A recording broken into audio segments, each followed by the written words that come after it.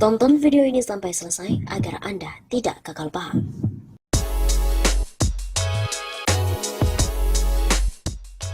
Presiden Jokowi dituntut dan disomasi oleh lapor COVID-19 dan juga 107 lembaga swadaya masyarakat. Lapor COVID-19 bersama dengan 107 LSM, institusi dan koalisi seperti ICW, YLBHI, Kontras, Aliansi BEM seluruh Indonesia dan juga BEM UI melayangkan somasi ke Presiden Jokowi atas kekacauan penanganan COVID-19, khususnya kelangkaan tabung dan isi ulang oksigen medis di pasaran. Somasi ini juga ditujukan kepada Menteri Kesehatan Budi Gunadi Sadikin dan Menteri Perdagangan Muhammad Lutfi. Kami meminta Presiden, Menteri Perdagangan, dan Menteri Kesehatan segera mengendalikan harga, memastikan ketersediaan oksigen dan tabung oksigen, serta memastikan distribusinya dalam waktu 7 hari, 7 kali 24 jam. Berikut pernyataan resmi di situs lapor COVID-19 pada Jumat 30 Juli. Jika dalam waktu tersebut tidak dipenuhi, kami akan melakukan langkah-langkah hukum dan konstitusional sesuai ketentuan perundang-undangan yang berlaku. Lanjut pernyataan tersebut.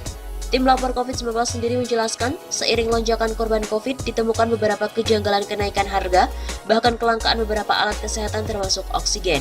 Berdasarkan pemantauan tim juga, selama 1 bulan terakhir, masyarakat diresahkan dengan kenaikan harga oksigen dan peralatannya hingga 200-300% di pasaran. Selain itu, somasi juga diberikan mengingat akibat kapasitas rumah sakit tidak memadai, sehingga membuat sejumlah pasien corona terpaksa menjalani isolasi mandiri di rumah.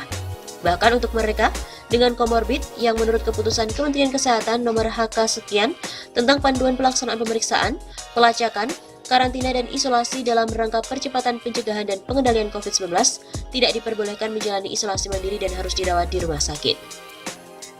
Isolasi mandiri tanpa peralatan lebih untuk mereka dengan komorbid tentu menambah risiko. Data lapor COVID-19 menunjukkan sejak Juni sampai 18 Juli 2020, terdapat setidaknya 675 pasien COVID yang meninggal saat menjalani isoman. Jelas pernyataan tersebut.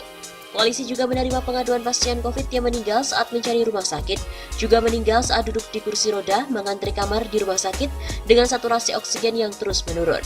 Lapor COVID-19 bersama dengan koalisi menilai hal-hal tadi menunjukkan kegagalan dan atau tidak dilakukannya kewajiban hukum pemerintah, yaitu yang pertama, kegagalan penyediaan dan penyiapan sejak tanggap bencana, kedua, kegagalan memenuhi kebutuhan dasar pada saat tanggap darurat, ketiga, kegagalan memenuhi kewajiban mengendalikan harga. Tindak pidana dalam menghilangkan nyawa bukan saja kesengajaan, tetapi juga kelalaian yang menyebabkan mati. Jelas, terdapat kewajiban yang tidak dilakukan sejak pra-bencana hingga bencana non-alam terjadi di Indonesia, yang salah satu akibatnya hilangnya nyawa rakyat Indonesia. Lalu rakyat bertanya, apa kesibukan pemerintah? Rakyat mencatat Presiden dan bawahannya malah sibuk dengan Omnibus Law Cipta Kerja sejak September 2019 hingga Oktober 2020. Papar tim lapor COVID-19 bersama dengan koalisi. Omnibus Law Cipta Kerja sendiri pertama dicetuskan Joko Widodo dalam pelantikannya sebagai Presiden periode 2 pada September 2019 saat pandemi belum terjadi. Artinya Presiden dan jajarannya menjalankan business as usual dan mendahulukan rencana sebelum adanya pandemi COVID-19. Bersama lapor COVID-19, somasi itu telah ditandatangani oleh lebih dari 107 LSM, institusi dan juga koalisi.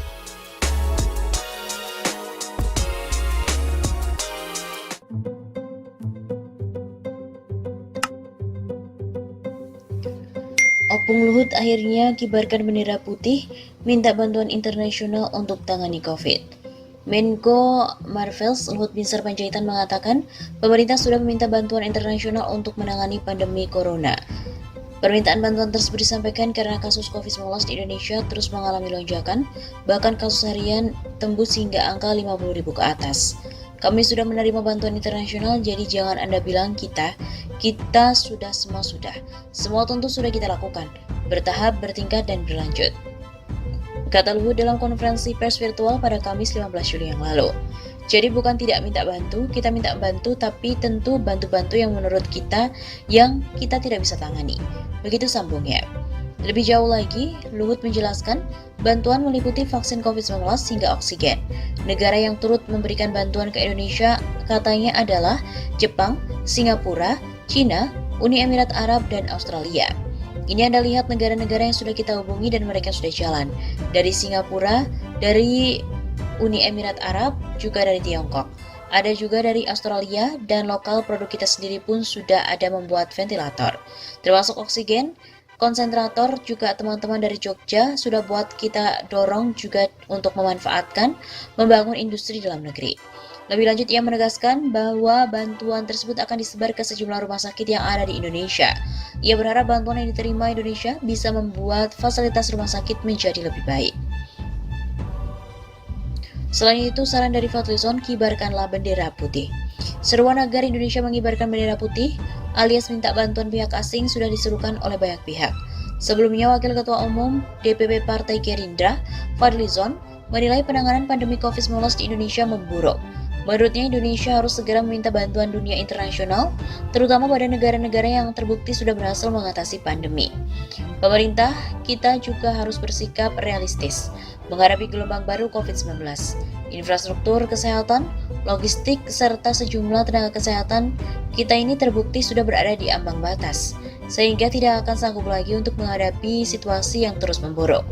Suka atau tidak suka, kita harus segera meminta bantuan dunia internasional, terutama negara-negara yang terbukti sudah berhasil mengatasi pandemi, dan ini merupakan persoalan kemanusiaan, katanya pada hari Jumat 9 Juli yang lalu. Menurut Fadlizon, ada beberapa alasan kenapa Indonesia membutuhkan langkah luar biasa dalam mengatasi gelombang baru COVID-19 ini. Pertama, dalam 2 pekan terakhir sudah terjadi berkali-kali rekor kasus baru COVID-19 di tanah air. Hanya tinggal soal waktu saja, rekor itu akan segera menembus angka 40.000 sampai 50.000 jika kita tidak segera mengambil langkah luar biasa.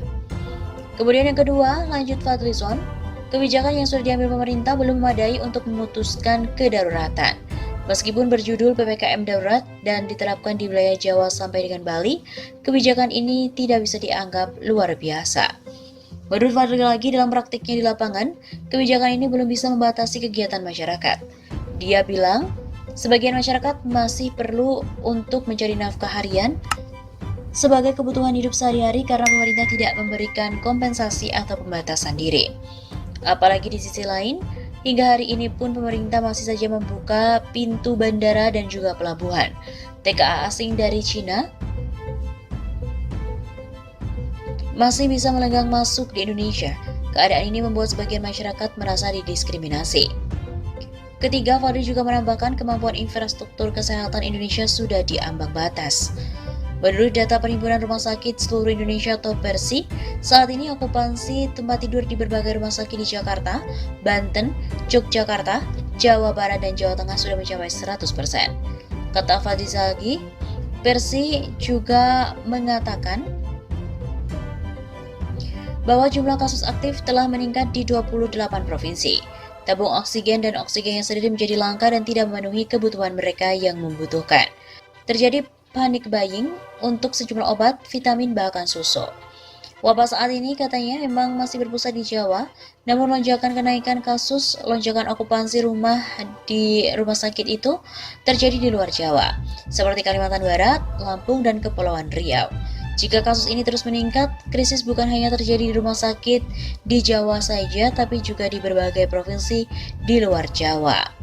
Anggota Komisi 1 DPR RI itu menambahkan, menurut data laporan COVID-19, pekan lalu tercatat ada 265 kematian di luar rumah sakit pada saat orang-orang mengisolasikan diri di rumah. Data ini bisa memberikan gambaran bagaimana infrastruktur kesehatan sudah tak lagi bisa melayani pasien baru yang terus bermunculan. Bahkan, banyak dari mereka yang terpapar tak bisa ke rumah sakit karena penuh dan terpaksa isolasi mandiri tanpa pengawasan dokter atau tenaga medis. Keempat, lanjut Fadli, adalah krisis tenaga kesehatan. Dia menyebut sejak awal pandemi, jumlah dokter yang meninggal akibat COVID-19 di Indonesia telah melebihi angka 400 orang. Bila digabungkan dengan tenaga kesehatan lain seperti perawat, jumlah kematian nakes sudah menembus angka 1.000 orang.